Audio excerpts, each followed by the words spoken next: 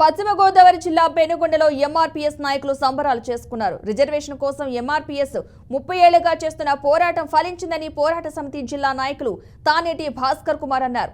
Reservation పై ఉన్నత న్యాయస్థానం ఇచ్చిన తీర్పును స్వాగతిస్తూ పెనుగొండలో ఎంఆర్పీఎస్ ఆధ్వర్యంలో సంబరాలు జరుపుకున్నారు. మాదిగ రిజర్వేషన్ కోసం మందకృష్ణ మాదిగ చేసిన పోరాటం ఎనలేనిదని వారు తెలిపారు. మాదిగి జాతి ఆనందపడే రోజు.